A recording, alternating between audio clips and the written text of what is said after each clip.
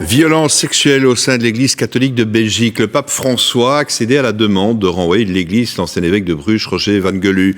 Ce dernier avait démissionné de ses fonctions en 2010 après avoir reconnu des violences sexuelles commises sur son neveu mineur au moment des faits. Il a été sanctionné en 2011, mais des images pornographiques ont été retrouvées sur son ordinateur lors d'une perquisition en 2012. 12 ans en fait après les faits, le pape vient de trancher. Éric Bévert, Rachel Crivellaro. Il va devoir ranger sa soutane. Le pape François reconduit Roger Van Gelu à l'état laïque, quasi la pire sanction au sein de l'Église. Ça veut dire qu'il est un citoyen comme tout le monde et il est toujours dans l'Église au sens où il a été baptisé. Donc voilà, il est toujours dans l'Église, mais il n'a plus aucune forme de responsabilité cléricale. Être reconduit à l'état laïque, ce sont les sanctions les plus graves du Vatican. Roger Van Gelu avait démissionné en 2010 après avoir reconnu des violences sexuelles sur son neveu mineur au moment des faits. Reclus depuis dans une abbaye en France, il aura fallu 14 ans et l'insistance des évêques de Belgique pour que le pape le pousse dehors. On sait très bien que dans une administration, tout le monde n'est pas toujours sur la même longueur d'onde, on a beau insister, etc. Et puis les éléments nouveaux, ça c'est secret si on peut dire, donc ce sont des personnes qui ont été victimes et qui ne désirent pas que leur nom soit mis comme ça sur la place publique. Mais donc il y a eu des éléments nouveaux et c'est ça qu'à Rome on attendait. Des nouveaux éléments, mais aussi l'onde de choc suscitée par le documentaire Gott vergeten sur les abus sexuels commis au sein de l'Église catholique auront fini par faire bouger les lignes, un peu trop tard et dérisoire pour les victimes.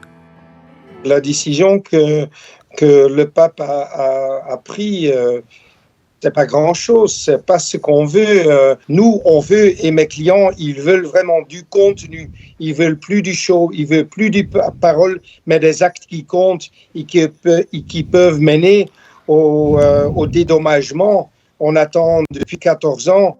Informé de sa destitution, Roger Van Gelu a demandé à se retirer du monde afin de se dédier à la prière et à la pénitence. Et on retrouve Valérie Dupont en direct. Valérie, cette décision de sanctionner un ecclésiastique belge pédophile a quand même pris beaucoup de temps, Valérie. En effet, c'est très long, d'autant qu'entre-temps, le pape François avait décidé de reconduire à l'état laïque, outre de nombreux prêtres, un cardinal américain et 2 évêques chiliens. Donc tout le monde se demandait pourquoi l'ancien évêque de Bruges n'était pas sanctionné. Les vaticanistes pointent du doigt le rôle du cardinal Danneels, qui, on le sait, pendant des années a tenté d'ensabler cette histoire sordide. Le cardinal Danneels, qui avant son décès avait des appuis ici au Vatican. Alors c'est vrai que lors du synode des évêques, en octobre dernier, la délégation belge avait tenté de faire avancer la question de savoir pourquoi il n'était pas sanctionné.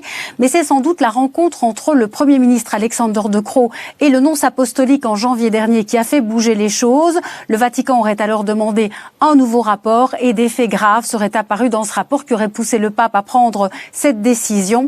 Une décision qui est prise surtout en vue de la visite que le pape doit faire en Belgique en septembre prochain pour les 600 ans de l'Université catholique de Louvain. Sans aucun doute, le Saint-Siège ne voulait pas que cette crise ouverte soit encore présente lors de la visite du pape. Merci Valérie pour ce point donc en direct.